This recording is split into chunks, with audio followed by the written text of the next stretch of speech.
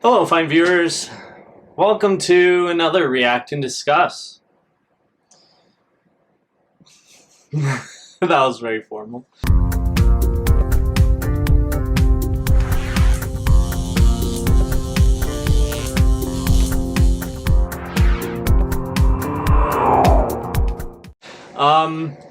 We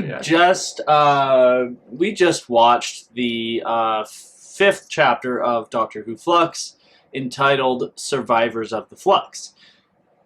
We got a lot to unload. You want to go first, Riley? No, you go first. Okay. I'm gonna say this one thing. This is spoilers, so anything that, like, if you haven't seen the episode yet, click off. We'll give you time. You guys check our invisible watches. Mine's real. Yeah, mine's invisible. Okay, too late now. So, that old lady we mentioned before, who did I think it was? Oh yeah, Tech Tayun. It's been confirmed. And who guessed it? So yeah, she was actually Tech Tayun, and now watching this episode makes the past episodes make so much more sense than, like, holy cow, it makes the third episode look way better. And it looks like it's all like, now it's like starting to line up everything. There's a cohesion now, yeah, so I can kind of see it. Yeah. So, it's like, I think this episode was really great. It kept me, it was like kind of like a roller coaster kind of episode. There was not a whole lot going on, then there was a lot going on. Not a whole lot. So, a couple things I want to point out. Where did they say that they were, the Doctor? The Division? Yeah, it was like Division, but there's also like... It's essentially like a synapse between universes. Right. Okay. Yeah, that makes sense. And so, encased in like a jar is the rest of all the Doctor's memories. And it's in a little stopwatch, like in the End of Time episode with Derek Jacobi and David Tennant.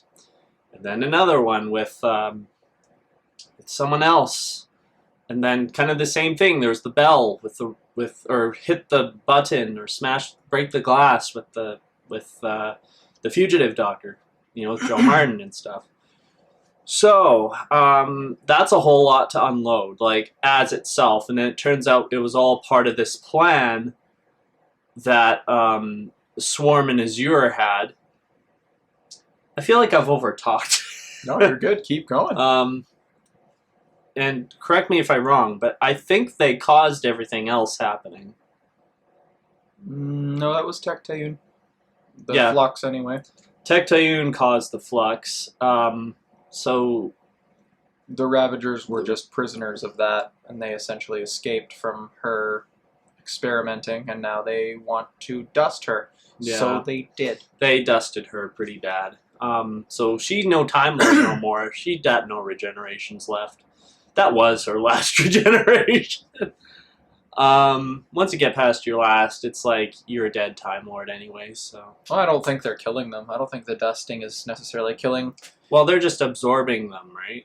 I don't know. That's what they said. Case. Like, because the way that made it look was with the passengers, they dusted one, which was something like 2 million souls or something, but I think it's a transport. I don't think it's a killing, right? Because, I mean, we'll discuss it more in the prediction for next, but you saw the Doctor at the end of that beginning to turn those crystal red color.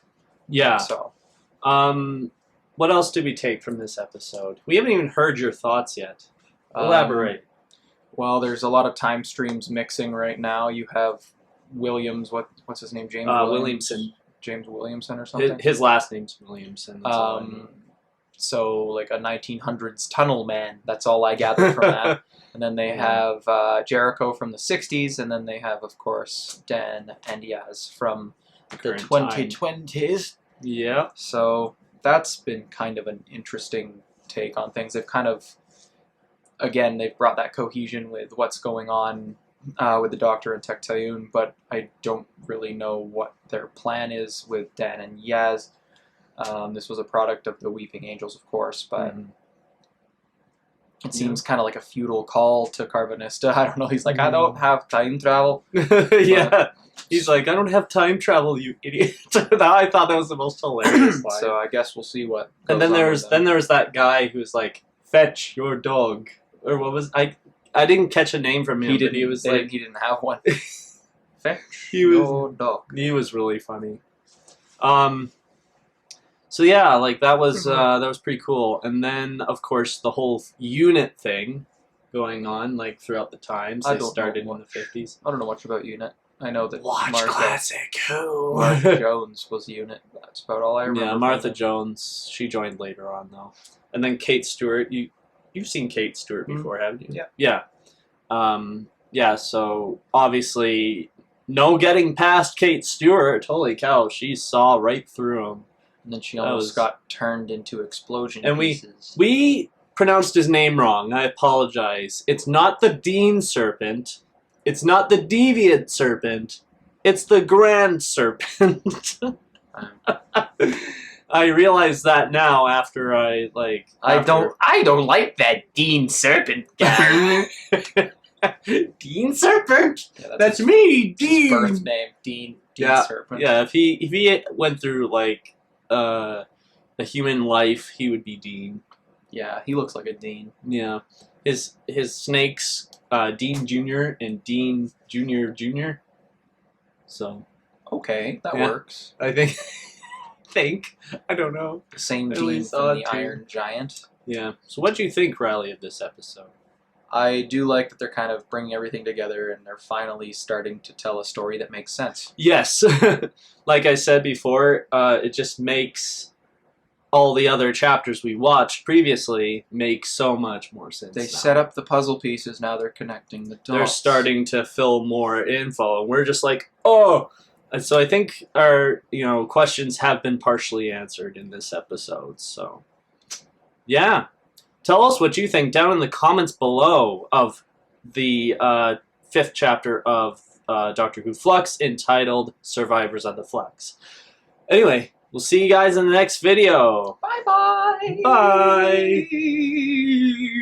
Bye.